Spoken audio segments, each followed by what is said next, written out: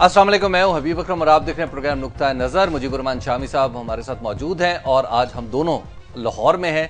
और सबसे बड़ी खबर, एक ही खबर इस वक्त भी जो डेवलपिंग स्टोरी है वो है कि हुकूमती टीम मुज़ाकरात कर रही है कादरी साहब से इस वक्त डी ग्राउंड में इस्लामाबाद में, और उन्हें धरने से उठाने की कोशिश की जा रही है। अब तक की जो खबरें हैं वो ये है कि शामी साहब एक नुक्ते पर ही बात जारी है, और वो जो पहला नुक्ता उनकी तकरीर का था 62 और 63, तो वही तो असल नुक्ता है, बाकी तो बेनुकत है सारे। जी देखिए, उससे पहले कादरी साहब पर गुफ्तगू करें। जो MQM के रुकने कौमी असम्बली हैं सैयद मंजर अमाम, उनको कत्ल कर दिया गया है और उनके 3 गार्ड भी साथ हलाक हुए हैं। इंतहाई अफसोसनाक वाकया है। कराची में इस पर एक फिर हंगामा बरपा है, कारोबार बंद हो चुका है, सफ़े मातम बिछी हुई है। ये लगता है मुझे कि फ़िरका वाराना दहशत गर्दी है ये, कि मंजर अमाम मुझे फ़िका जाफरिया से ताल्लुक़ नज़र आता है इनका। ये जो फ़िरका वाराना दहशत गर्दी है ना, इसने हमारा जीना हराम कर रखा है। बलोचिस्तान में, कबायली इलाकों में, कराची में, हत्ता के लाहौर में भी हमारे वो शबीर हसनैन प्रोफेसर थे, जी बिल्कुल, उनको मारा गया। शाकिर रिजवी साहब एडवोकेट थे, उनको मारा गया। और दोनों बड़े नफीस इंसान थे, मरंजा मरंज, सुलह कुल, वसीउल मशरब, और उनको जनाब दिन दिहाड़े कत्ल कर दिया गया। और किसी भी वारदात का कोई मुल्जम पकड़ा नहीं जा सका, अब तक नहीं पकड़ा, अब तक। ये आप देखिए, ये मुहज़्ज़ब मुल्कों के ये चलन है। अभी भी मंजर अमाम की जहां बहक हुए, ये शहीद हुए, तो उसके बाद बयानात आ गए वही कि मुजरम जो है उनको पकड़ा जाए, उनको छोड़ा न जाए, उनको कानून की गिरफ्त में लाया जाएगा। और कल परसों फिर वही मामूल का मामला होगा और कोई और वारदात हो जाएगी। और इस वक्त भी कराची में टेंशन तो और तनाव की कैफियत तो है। पूरा मुल्क देखिए, हमारी इंतजामिया, सूबाई इंतजामिया जो है और मरकजी इंतजामिया, इनको तो एक यानी टारगेट कर लेना चाहिए ये बात कि जो लोग फिरका वाराना किलिंग कर रहे हैं, लोगों को मसलक की बुनियाद पर मार रहे हैं, किसी की बिना, यानी फिका जाफरिया वाले फिका हनफिया को निशाना बनाए, या फिका हनफिया वाले या दहशतगर्द जो भी हैं, किसी नाम से हो, वो फिका जाफरिया को निशाना बनाए, उनको छोड़ा नहीं जाएगा, उनको पकड़ा जाए, उनके ठिकानों का सुराग लगाया जाए, उनके जो दस्ताने पहने हुए वो उतारे जाएं और उनको कैफरे किरदार तक पहुंचाया जाए। ये सबसे बड़ा चैलेंज है। और हमारे फिका जाफरिया के साथी हैं, दोस्त हैं, एक एक करके इतना उनको मारा गया है, इतना मारा गया कि दिल खून के आंसू होता है। बिल्कुल। तो और अभी फिर हजारा वाला वाकया अपनी जगह, वो अपनी जगह। लेकिन ये मतलब है कि ये एक यक नुकाती प्रोग्राम बना लेना चाहिए इंतजामिया को। आपको मालूम है, पुराने जमाने में बादशाह जो थे, जब कोई ऐसी वारदात होती थी, वो कहते थे हम यानी खाएंगे नहीं, बिल्कुल, गंदम की रोटी नहीं खाएंगे, हम चारपाई पर नहीं सोएंगे। जब मोहम्मद गौरी को शिकस्त हुई ना, तराइन की पहली लड़ाई जो है, जी, उसमें तो उसने अहद किया, जब तक मैं शिकस्त का बदला नहीं लूंगा, मैं चारपाई पर नहीं सोऊंगा। तो ये उनका मजाज होता था। अब ये एक टेस्ट केस बनाना चाहिए हर केस को, और हर कीमत पर उन लोगों के ठिकानों तक पहुंचना चाहिए, और पाकिस्तान को कम से कम इस हवाले से तो कुछ सुकून का सांस मिले। जी। दूसरे शामी साहब, जो आप क्या कहते हैं, कादरी साहब के साथ जो मुज़ाकरात जारी हैं, देखिए डॉक्टर ताहिरुल कादरी साहब जी, आज तो उन्होंने तकरीर की। देखिए, एक तो इस वक्त तो वो अब हो गए हैं तन्हा, ठीक है। अब तमाम मजहबी जमातें, सियासी जमातें उनसे अलग है। अच्छा, ये तन्हाई जो है ये पहले नहीं थी? नहीं, पहले इस तरह राज़े नहीं थी। अच्छा, तमाम अपोजिशन जमातें, तमाम हुकूमती इत्तेहाद में शामिल जमातें, और फिर इमरान खान, जिन पर उनको बहुत भरोसा था, बार बार आवाज दे रहे थे, लाहौर में थे, टेलीफोन कर रहे थे, और वहां से जवाब नहीं आ रहा था जी। फिर इमरान खान साहब ने 2-3 दिन पहले कुछ उम्मीद दिलाई, और उनका ख्याल हुआ कुमक यहां से पहुंचेगी, ठीक है, और वो कुमक नहीं पहुंची। जी। इमरान खान ने भी कहा, नहीं जनाब, हमें इंतखाबात में हिस्सा लेना है, हम इस तरह की कार्रवाई में शरीक नहीं हो सकते। ठीक है। तो अब कादरी साहब जो हैं वो रह गए और धरना रह गया। या लॉन्ग मार्च रह गया, कुछ कह लें उसको। अच्छा शामी साहब, बार बार की अपनी तकरीरों में कादरी साहब ने कहा जी मैं तो इलेक्शन मुलतवी कराना ही नहीं चाहता। ये आखिर कंसेंसस कैसे डेवलप हो गया? तमाम लोग यही समझते हैं कि वो इलेक्शन मुलतवी कराना चाहते हैं। असल बात यह है कि जुबान कुछ और, बुए पैरहन कुछ और कहती है। अच्छा, कादरी साहब के अगर आप सारे ख्यालात जमा कर लें और जो उनकी तकरीर है यहाँ मीनारे पाकिस्तान पर, वहां से लेके फिर उनकी जो प्रेस कॉन्फ्रेंस है जी, उन्होंने कई मुकामात पर कई बातें की हैं। कादरी साहब जो हैं, अब उन्होंने ये कहा है कि बाकी सब चीजें जोरे बयान थी जी, और असल बात यह है कि इंतखाबी इस्लाहात करानी है, सुप्रीम कोर्ट का फैसला जो है उसको उस पर इम्प्लीमेंटेशन करानी है, और इलेक्शन कमीशन जो है इसकी तश्कील नौ करानी है। इलेक्शन कमीशन की तश्कील नौ जो है उसके लिए दस्तूर में तरमीम चाहिए, वो मुमकिन नहीं है। ठीक है, बाकी जो इलेक्टोरल रिफॉर्म्स हैं उन पर उनकी गुफ्तगू हो रही होगी, और अगर उन्होंने पत्ते ठीक खेले तो ये मामला किसी ना किसी तरीके से सेटल हो सकता है। देखिए कादरी साहब जो है ना, उन्होंने जो चीज हासिल की है, इतना बड़ा इज्तिमा इस तरह का आज तक कोई शख्स करके नहीं दिखा सका पाकिस्तान की तारीख में।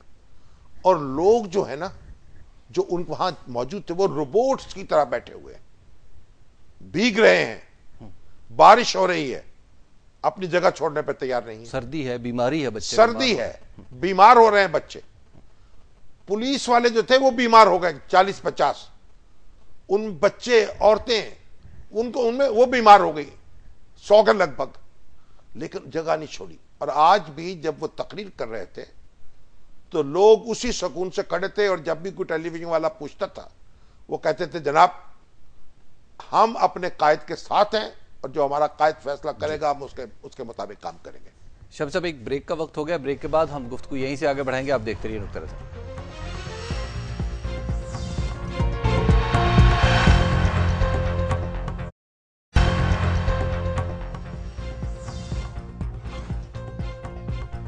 नुक्ता नज़र में एक बार फिर खुशामदीद। गुफ्तगू हो रही थी हमारी कि इस वक्त मुज़ाकरात क्या चल रहे हैं। शामी साहब, पहले जो इन्होंने कहा था एक बुनियादी बात कि सदर और वजीर आजम के बगैर मैं मुज़ाकरात नहीं करूंगा, अब तो सदर और वजीर आजम के बगैर तारुक कादरी साहब मुज़ाकरात कर रहे हैं। नहीं, वो सदर के कहने पर ही आए हैं ना वजीर, और इस पर बड़ा उन्होंने मुसरत का इजहार किया। जब पता लगा कि मुज़ाकराती टीम आ रही है तो इसको बड़ी एक फतह एक समझा गया अपनी।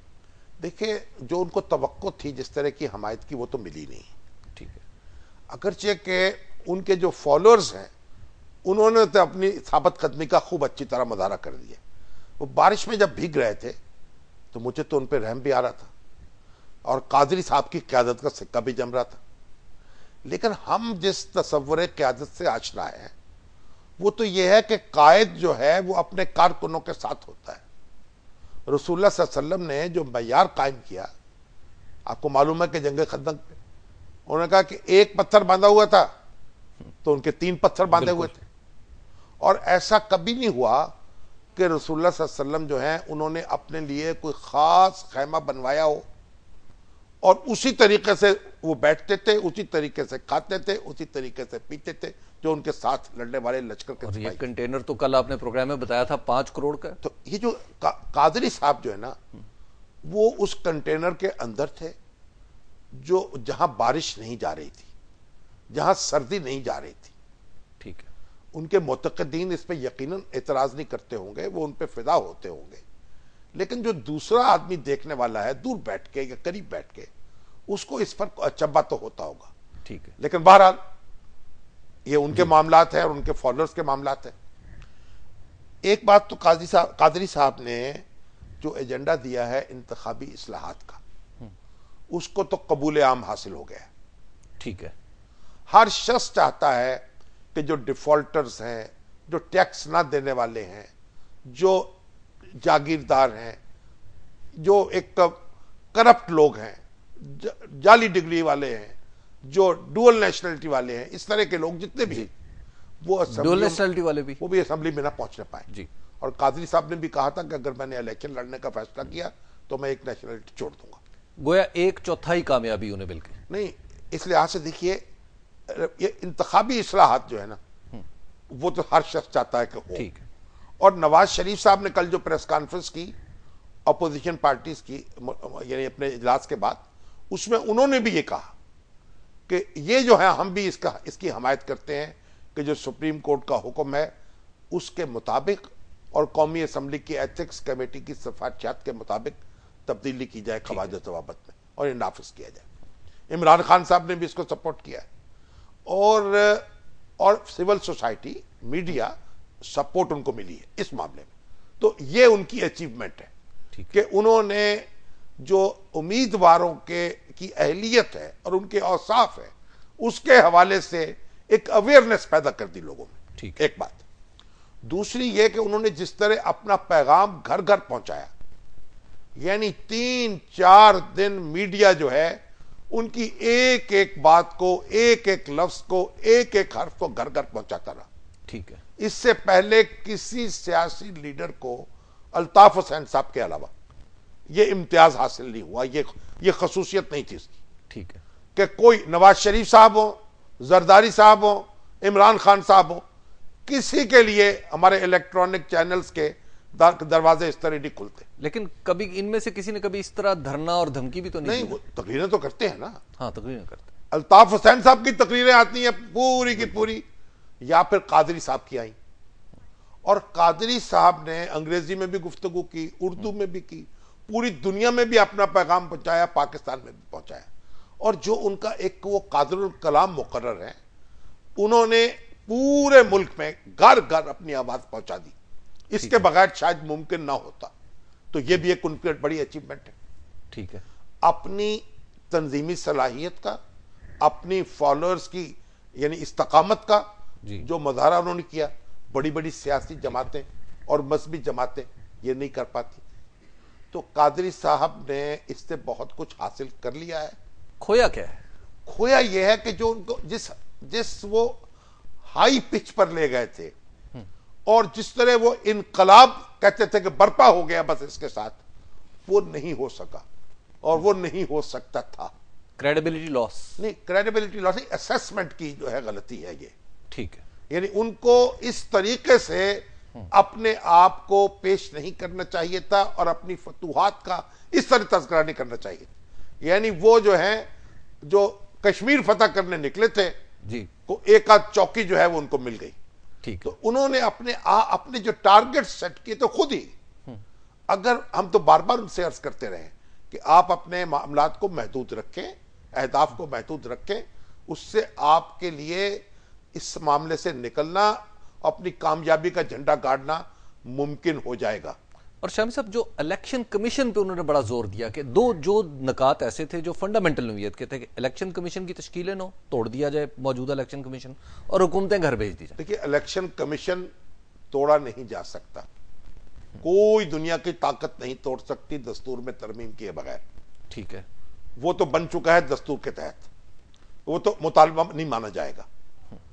और इसी तरीके से जो हुकूमतें हैं वो भी तहलील नहीं होंगी, वो अब ऐलान हो जाएगा तारीख का, शेड्यूल दे दिया जाएगा और उस शेड्यूल में हुकूमतें चली जाएंगी।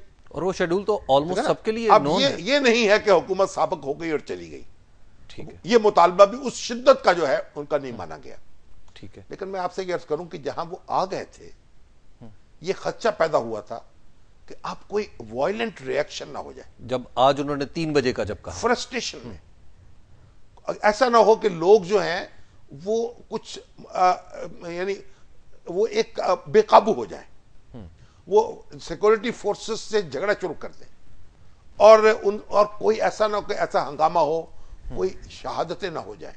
ठीक है। कोई खून ना बह जाए। वो जो रहमान मलिक ने कल बात भी तो की थी ना, कुछ रहमान मलिक साहब ने तो कुछ तो ऐसी बातें की थी, लेकिन जरदारी साहब ने फिर उनको रोक दिया और इससे पूरे मुल्क में एक सन्नाटा छा गया कि अगर ऐसा हुआ तो अगर इनके खिलाफ ऑपरेशन हुआ तो कादरी साहब जो कुछ इससे हासिल नहीं कर सके वो उस ऑपरेशन से हासिल कर लेंगे। इसलिए उनको अगर ऑपरेशन होता या हो तो उनको फिर जो हमायत हासिल होगी ऑपरेशन की, ये बिल्कुल वही मंजर होगा जो लाल मस्जिद का मंजर था। अच्छा शामी साहब, आज के बाद, आज इसका जो भी नतीजा निकले, क्या आज के बाद कादरी साहब पाकिस्तानी पॉलिटिक्स का एक इंपॉर्टेंट फैक्टर होंगे? कादरी साहब पाकिस्तानी सियासत में एक अहम किरदार होंगे आइंदा भी, अगर वो ठीक तरीके से, हिकमत से, दानाई से चलेंगे। अच्छा। और मुझे लगता है कि ये जो मुज़ाकरात उनके हो रहे हैं, इनको किसी न किसी तौर कामयाब होना है। ये उनके लिए भी लाजिम है, उनकी भी मजबूरी है। गिविंग एंड पे कौन जाएगा? मुज़ाकरात कामयाब हों और हुकूमत जो है उसको भी इस उलझन से निकलना है। तो वो जो गारंटियां मांग रहे हैं हुकूमत देगी? इंतखाबी इस्लाहात का बाद, जब इस्लाहात पर इत्तफाक हो गया तो काम हो गया, तो गारंटी तो उनको वो नहीं मिलेगी। अगर आप देखें कियानी साहब, अभी मुझे हाजी अब्दुल वाहिद साहब हैं हमारे पाकपटन के, उनका टेलीफोन आया कि जनाब ये नेक काम है, ये जो इस्लाहात का एजेंडा है, कियानी साहब जो है इसमें भी एक टेलीफोन कर दें। जैसे अदलिया की बहाली हुई थी उसी तरह ये काम भी करा दें। तो मैंने उनसे कहा था तसल्ली रखें और देखें क्या होता है। कियानी साहब ये काम नहीं करेंगे? नहीं, कियानी साहब के लिए तो मुमकिन नहीं होगा मेरा ख्याल है। लेकिन बहरहाल जो भी पाकिस्तान के वेल विशर्स हैं, उनकी ये ख्वाहिश होगी कि मामला किसी तरीके से निपट जाए। आपको मालूम है चीफ जस्टिस साहब जो हैं, उनका दामन किस तरीके से उलझ गया। वो जो रेंटल पावर केस में परवेज अशरफ साहब के बारे में हुक्म आया या मुबैना हुक्म समझा गया, उसमें फिर वो लोगों ने ताने बाने मिला दिए, अगर हम तो उनमें शरीक नहीं थे। इस पे गुफ्तगू करते हैं, ये बड़ा दिलचस्प मौजू है और मेरे पास ये देखे पूरे पेपर्स भरे हुए हैं और मैं आपको मुकालमे भी बता सकता हूं जो जो आज हुए, और इस पे हम बात करेंगे लेकिन एक वक्फे के बाद।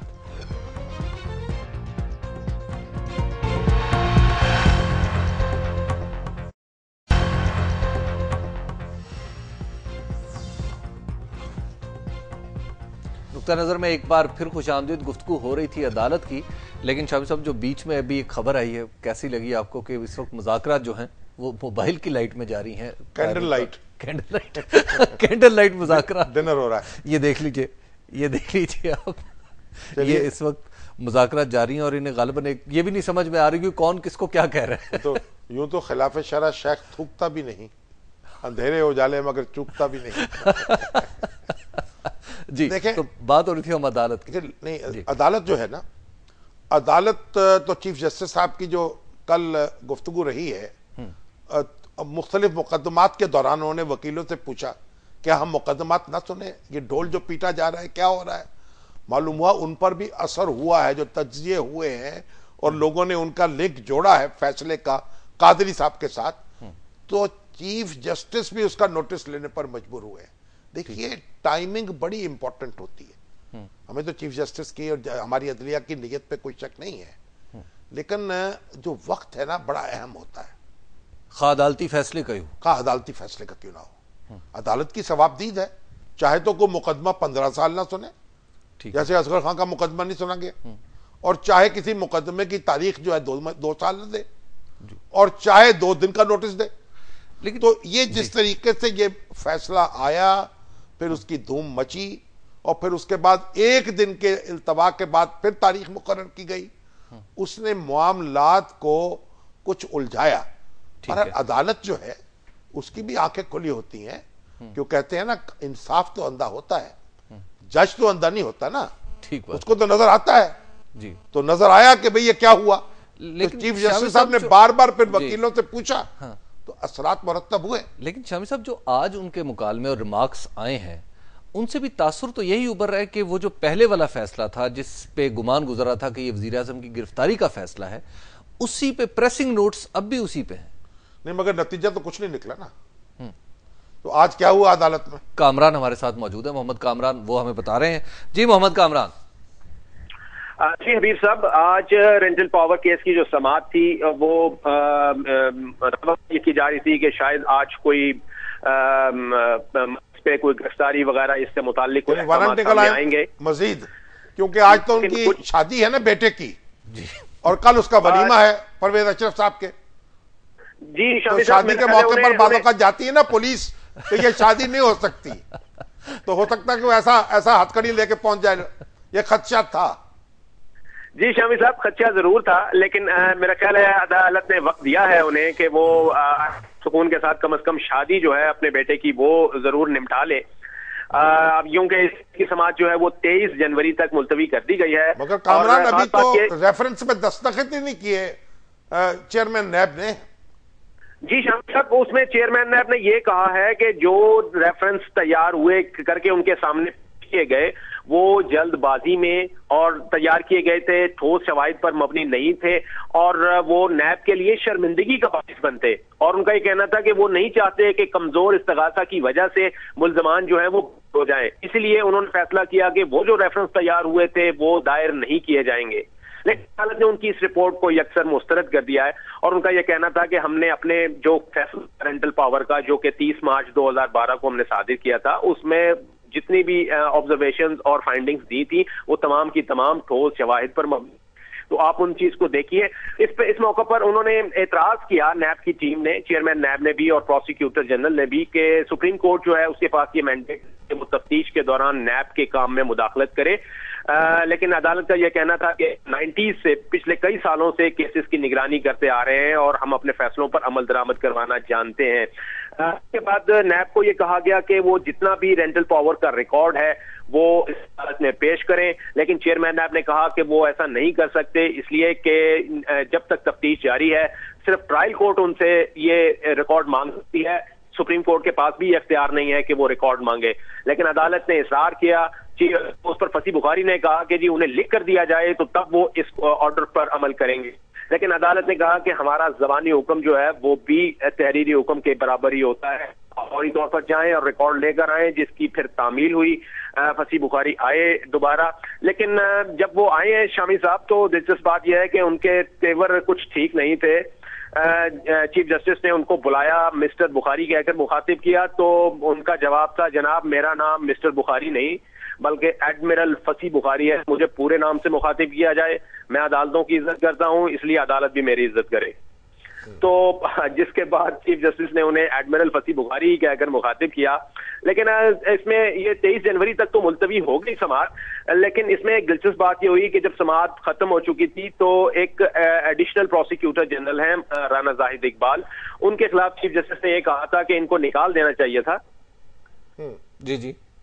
लेकिन राना जाहिद इकबाल रोस्टम पर आए और उन्होंने ये कहा कि जनाब चीफ जस्टिस आप मुझे निकलवाने की बात कर रहे हैं, क्यों ना आपको निकाल दिया जाए। आपको नहीं भूलना चाहिए जब आप मौतल थे, इस कुर्सी पर मौजूद नहीं थे और कटहरे पे खड़े हुए थे, वक्त बदलते देर नहीं लगती। चीफ जस्टिस ने इस पर सिर्फ ये रिमार्क दिए कि आप जातियात पर ना आए और उठकर चले गए। लेकिन राना जाहिद इकबाल उसके बाद भी बोलते रहे और अपनी भड़ास जो है वो निकालते रहे और यूं इसका ये आज ये जो है समाअत थी इस तरह से इख्तिताम पजीर हुई। जी कामरान, बहुत शुक्रिया आपका। देखें, अदालत जो है ना वो भी कानून के पाबंद है और फसी बुखारी साहब चेयरमैन नैब है, जब तक वो रेफरेंस पे दस्तखत नहीं करते वो रेफरेंस फाइल नहीं हो सकता। ठीक है। और अदालत उनको हुक्म नहीं दे सकती कि आप इस पे दस्तखत करें। लेकिन शाम साहब जो जुबानी हुक्म वाली बात है उसको आप नहीं, वो तो ये कि तहरीरी हुक्म मांगा उन्होंने, क्योंकि तहरीरी हुक्म से मालूम होता है ना फिर कानूनी तौर पर उसको किस तरह देखा जाना चाहिए। बहरहाल ये जो आज बहस हुई है ये आप इस पर खुद भी गौर कर लें। असल बात यह है कि हमें मामलात को ठंडे दिल से देखना है, ये पकड़ना भी है जिम्मेदारों को और कानून और कायदे का ख्याल भी रखना है। खा कोई मुल्जिम है, खा कोई प्रोसिक्यूटर है, खा कोई अदालत तो भी है। देखिए, और अभी तो देखे हमारे दोस्त ने तारक हमीद साहब जी, उनका भी नाम आ गया बीच में, चेयरमैन वापडा रहे, वजीर रहे, उनका ना लेना इसमें ना देना उनसे पहले, मगर उनका नाम भी चल गया। ठीक है। तो अब ये तो देखिए, अगर आप इस तरीके से जिन लोग दयानतदार लोग हैं, जिनकी पूरी जिंदगी गुजरी दयानत के साथ, जैसे शौकत तरीन साहब है, वो भी एक, उनके वकील साहब अहमद खान, उन्होंने कहा उनको तो क्लीन चिट मिल चुकी थी, उनका नाम भी मुल्जमों की फहरिस्त में आ गया। तो ये जो सारे मामला ठंडे दिल से करने के हैं, ये दुरुस्त है कि अगर कोई बड़े से बड़ा भी जुर्म करे उसे पकड़ा जाना चाहिए, ठीक है, लेकिन कायदे में, ज़ाब्ते में, तरीके में। और अगर सुप्रीम कोर्ट का फैसला जो है वो अगर बिल्कुल उसमें शवाहद मौजूद है तो फिर तो किसी ट्रायल की जरूरत ही नहीं है, तो फिर तो अदालत को चाहिए था खुद सजा दे देती, फिर तफ्तीश का मामला ही खत्म हो जाता, नैब के पास मुकदमा भेजने की जरूरत नहीं थी। श्याम साहब, एक ब्रेक का वक्त हो गया, ब्रेक के बाद हम आपके सवालात भी लेंगे, फेसबुक पर भी, SMS भी, ईमेल भी और टेलीफोन के जरिए भी, लेकिन एक वक्फे के बाद।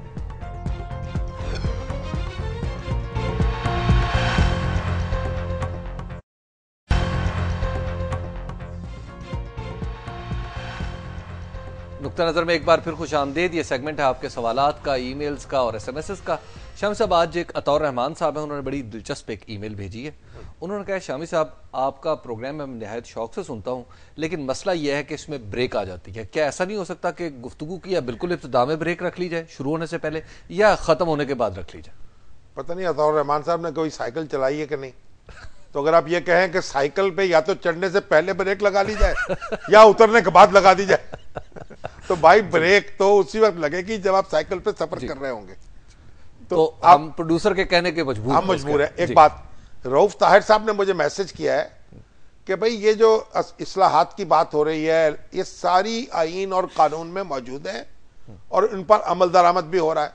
ठीक है, तो मैं रऊफ ताहिर साहब की बात दुरुस्त हो सकती है, लेकिन फिर ये सारे लोग जो हैं असेंबलियों में कैसे मौजूद हैं? जाली डिग्री होल्डर्स, डुअल नेशनलिटी वाले, गलत डिक्लेरेशन देने वाले, टैक्स ना देने वाले, तो ये लोग कैसे मौजूद है असेंबली में अगर इन पर अमल दरामद भी हो रहा है तो? ठीक, शामी साहब, ये फहद अली साहब हैं। फहद अली साहब ने कहा है जी कि शामी साहब, क्या आप समझते हैं कि कादरी साहब का लॉन्ग मार्च ठीक है? क्योंकि इसके बारे में हम लोग बहुत ही कंफ्यूज्ड हैं। देखिए, लॉन्ग मार्च तो निकलते रहते हैं, लॉन्ग मार्च में कोई मजाका नहीं है, धरने में भी कोई मजाका नहीं है, बशर्ते के मुतालबा कानूनी हो और आईनी हो। देखिए, आप इंडिया में अन्ना हजारे, मैं बार बार मैंने जिक्र किया अन्ना हजारे का, अन्ना हजारे ने करप्शन के खिलाफ कैंपेन चलाई, ठीक है, और धरना दे दिया। तो वो एक जायज हक था, किसी ने ये नहीं कहा कि इन्होंने जुल्म किया है, इनको ऐसा नहीं करना चाहिए था, इन्होंने कोई आईन तोड़ दिया, ऐसी बात नहीं। फिर हमारे जयप्रकाश नारायण थे इंडिया में, वो एक जमीर समझे जाते थे इंडिया का, गांधी जी के साथियों में से थे, लेकिन जब वो ऐसा कोई मसला होता वो कोई धरना देते, मरण व्रत रखते या एक अपना मार्च शुरू कर देते। तो ये लोग जो अब जो हमारे तारुल कादरी साहब हैं, वो एक बड़े प्रेशर ग्रुप के तौर पर मामलात को दुरुस्त करने में मदद दे सकते हैं, ठीक है ना जी, और दूसरी पार्टी भी बना सकते हैं अपनी। अच्छा शामी साहब, वो कौन सा नुक्ता, यानी इन चार में से जो उन्होंने मुतालबात पेश किए थे, उन चार में से कौन सा नुक्ता है जिन पे हो सकता है लॉन्ग मार्च और कुछ ऐसा है जिन पे नहीं? देखिए, इंतखाबी इस्लाहात जो हैं वो कराने के लिए या उन पर अमल दरामद कराने के लिए लॉन्ग मार्च हो सकता है, इसमें कोई मजाक नहीं। लेकिन अगर आप ये कहें कि हुकूमत खत्म करनी है हमने इसके जरिए, और जरदारी साहब को घर भेजना है या परवेज अशरफ को घर भेजना है या शहबाज शरीफ साहब को घर भेजना है, तो ये इसके लिए लॉन्ग मार्च नहीं हो सकता। ठीक, उसका तरीका ये असेंबलियां, उसमें असेंबलियों में आपको आना पड़ेगा और वहां से करारदाद मंजूर करानी होगी अदम एतमाद की। जी, शाम साहब, खलील साहब है हमारे साथ मीरपुर से। जी, अस्सलाम वालेकुम खलील साहब। अस्सलाम वालेकुम। शामी साहब, मैं खलील चौहान बात कर रहा हूँ, मेरा भी तल्लक मीडिया से है, मैं अदना सा साफी हूँ। मेरा आपसे सवाल ये है कि ये जो कादरी साहब ने धरना दिया है, क्या जो है ना इस धरने जितने अखराजात आए हैं वो अगर गरीब आवाम पे लगाए जाते तो उनसे उनकी हालत बेहतर नहीं हो सकती थी? आपकी बात दुरुस्त है, लेकिन फिर जितने जलसे होते हैं, जितने जुलूस निकलते हैं, उन सबके बारे में यही रवैया होना चाहिए। सिर्फ कादरी साहब के साथ ये बेचारों के सलूक क्यों? यानी गोया कोई डेमोक्रेटिक एक्टिविटी हुई ना? नहीं, तो फिर एक्टिविटी तो फिर सारे लोग कर रहे हैं ना। या तो पाबंदी लगा दें, ये भी हो सकता है कि आप पाबंदी लगा दें कि दारुल हुकूमत में कोई ना धरना दिया जाएगा ना कोई लॉन्ग मार्च वहां पहुंचेगा। ठीक है, ये सब जमातें मिलकर कानून बना दे, ये भी हो सकता है। सरवर साहब है कराची से। जी, अस्सलाम वालेकुम सरवर साहब। अस्सलाम वालेकुम जनाब। वालेकुम अस्सलाम। मैं सरवर बोल रहा हूँ जनाब, कराची से। हाँ जी, फरमाएं। मैं शामी साहब, आपसे आपका प्रोग्राम बहुत अच्छा है, सोलो प्रोग्राम होता है, तजिया है, बाकी प्रोग्रामों की तरह नहीं है कि मुर्गे बैठा लेते हैं और लड़ाना शुरू कर देते हैं। मैं कुछ बातें करना चाहता हूं, अगर आप देखिए, आज तो होगी एक बात, कोई एक बात कर लीजिए जल्दी से, वक्त कम है। कहना चाह रहा हूं कि इलेक्शन कमीशन जो है, ये देखिए, आपने जब नून लीग का इलेक्शन हुआ था, ये बाई इलेक्शन हुआ था, तो आपने कहा था वहाँ वो हवाई फायरिंग हुई थी और आपने कहा था कि अगर इसके ऊपर एक्शन ना हुआ तो आइंदा फिर अल्लाह हाफिज, आपको याद होगा। बिल्कुल ठीक है। इलेक्शन कमीशन ने उसकी वजाहत ये पेश की कि पोलिंग के दौरान ये वाकया नहीं हुआ, ये पोलिंग के बाद हुआ है या उससे पहले हुआ है, इसलिए हमारी जिम्मेदारी नहीं है। लेकिन मेरा ख्याल है इलेक्शन कमीशन को अब एक वसीतर जिम्मेदारी लेनी पड़ेगी। ठीक, हसन साहब है मुल्तान से। जी, अस्सलाम वालेकुम हसन। अस्सलाम वालेकुम जी, हसन खुर्शीद बोल रहा हूँ मुल्तान से। शामी साहब, वालेकुम अस्सलाम। शामी साहब, रिक्वेस्ट है, बड़ा जुल्म है कि मुल्क में दो निज़ाम है, कराची के लिए कुछ है और बाकी पाकिस्तान के लिए अलग निज़ाम है। इंसाफ कराची से तो चीफ जस्टिस साहब भी डर जाते हैं नहीं कोई नहीं डरता। आपने खुर्शीद साहब मेरा ख्याल पहले भी ये सवाल आपने इसी तरह किया था। तो जरा हौसला रखें, जज्बाती ना हो, मामला ठीक हो रहे हैं। अब बहुत सी वो चीजें डिस्कस होती हैं मीडिया पर जो पहले नहीं होती थी। साहब ये इब्रार हुसैन साहब हैं शेफील्ड इंग्लैंड से, ये कहते हैं कि शामी साहब क्या पीटीआई ने जो कुछ किया है पाकिस्तान तहरीक इंसाफ ने, क्या इनके पास कोई और ऑल्टरनेट रास्ता था? किस चीज का? ये कादरी साहब के हवाले से पूछ रहे हैं। नहीं तो उन्होंने तो बड़ा दुरुस्त फैसला किया, क्योंकि जिस मार्च में उनकी मुशावरत मौजूद नहीं थी और जिसका रास्ता उन्हें पता नहीं था, जिसकी मंजिल का तयन नहीं कर सकते थे, जिसके खात्मे का इख्तियार उनके पास नहीं था, उसमें शामिल होने का कोई फायदा ना होता। बल्कि इस वक्त जो कादरी साहब के बारे में कुछ बात लोगों ने जाहिर किए, उनमें वो भी शरीक हो जाते। तो उन्होंने कहा हम इलेक्शन लड़ेंगे और तब्दीली लाएंगे, ये अच्छी बात है। शामी साहब ये उस्मान असलम साहब हैं, इन्होंने कहा है कि मियां नवाज शरीफ की क़यादत में जो कल सारी पार्टीज इकट्ठी हुई थी, यूं लगता है कि जैसे ये भी एक नूरा कुश्ती का स्टाइल है। आप जो किसी भी कह लें, देखिए जो सिस्टम के अंदर काम कर रहे होते हैं ना लोग, उनके दरमियान एक रिलेशनशिप तो होती है। हम पाकिस्तानी है ना सारे, तो पाकिस्तानियों के दरमियान एक दूसरे से कुछ ना कुछ ताल्लुक तो होगा। हम एक दूसरे को दुश्मन तो समझ नहीं सकते। मियां मीर अहमद साहब मैं बहावल नगर से फोन लाइन पे। जी अस्सलाम वालेकुम। अस्सलाम वालेकुम जनाब शामी साहब। वालेकुम अस्सलाम। मियां मीर अहमद मस्ताना सोहरवर्दी बात कर रहा हूँ, डारावाला जिला बहावल नगर से। हुक्म फरमाएं जनाब। जी इस वक्त शामी साहब मेरा सवाल ये है कि हुकूमत के मुज़ाकरात जो है इस वक्त बंकर में जारी हैं, तो वहाँ हाल ये है कि इस वक्त लोड शेडिंग हो चुकी है, तो हुकूमत जो है लोड शेडिंग पर तो कंट्रोल कर नहीं सकती, तो मुल्क पर क्या करेगी? जब 5 साल से इस मुल्क में जो जमहूरियत कायम है, तो मेरा सवाल ये है कि क्या ऐसी जमहूरियत है? अगर ऐसी जमहूरियत है तो आवाम कहती है। बात सुने, ये लोड शेडिंग तो लोड खत्म करने से होगी ना। लोड शेडिंग बिजली पैदा करनी पड़ेगी इसके लिए, और हुकूमत ने, ये दुरुस्त बात है, इस तरफ तवज्जो नहीं दी जितनी देनी चाहिए थी। लेकिन बहरहाल अब ये जो मुज़ाकरात हो रहे हैं, दुआ करें कामयाब हो जाएं। कादरी साहब जो हैं वो खुशी खुशी घर वापस आए और हुकूमत जो है खुशी खुशी वो काम करने लगे जो पहले कर रही और थी। लाइट भी आ चुकी है, वैसे आ चुकी है जी, लाइट अब रोशनी आ चुकी है जनाब, नोट फरमा ले। जी शाम साहब फहीमुद्दीन साहब हैं, फहीमुद्दीन साहब पूछते हैं कि शामी साहब ये पाकिस्तान में कब तक ऐसा ही होता रहेगा? कभी लॉन्ग मार्च, कभी धमकी, कभी इलेक्शन ना हो। हाँ ये कोई अच्छी बात तो है नहीं, चीजें सेटल हो जानी चाहिए, अदारों को काम करना चाहिए। असेंबलियों में बैठे हुए लोग जो हैं उनको दयानत के साथ, अमानत के साथ काम करें, अच्छे लोग वहां पहुंचे, और जो खराब लोग हैं, खराब वसाइल रखते हैं, उनको इजाजत ही ना दी जाए कि वो इलेक्शन लड़े। ये सारी चीजें दुरुस्त होंगी, थोड़ा वक्त लगेगा तो मामला ठीक होता चला जाएगा। वक्त लगेगा वैसे शाम साहब? कुछ तो लगेगा ना भाई। वो नवाज शरीफ साहब कहा करते थे अपने पहले दौरे हुकूमत में कि 5 मरले का मकान भी बनाए ना तो 1 साल लगता है। ठीक है। नदीम साहब है हाफजाबाद से। जी अस्सलाम वालेकुम नदीम साहब। वालेकुम नदीम साहब, कैसे हैं? ठीक है जनाब अली। अच्छा शामी साहब कैसे हैं आप? ठीक है अल्लाह का शुक्र है। शामी साहब ये जो कल नवाज शरीफ साहब के पास सारी पार्टी जो इकट्ठी हुई है, ये सब बिजली पे और बल्दियाती इंतखाबात पे क्यों नहीं इकट्ठी हुई थी? और ये सब जो जमहूरियत के नाम पे डाके मारने इन्होंने, इसके लिए इकट्ठी होती है क्या? इन्हें अवाम का कोई ख्याल नहीं कि बिजली नहीं मुल्क में, उसके लिए इकट्ठे होते? आपकी बात जो है उन लीडरों तक पहुंच गई है, वो भी सुन ले। कहती है खल्के खुदा तुझे गायबाना क्या। शाम साहब हमारे आज के प्रोग्राम का वक्त खत्म हो गया है और हम आइंदा पीर को इंशाअल्लाह अज़ीज़ दोबारा आपकी खिदमत में हाजिर होंगे। तब तक के लिए हमें इजाजत दीजिए, अपना ख्याल रखिएगा, खुदा हाफ़िज़।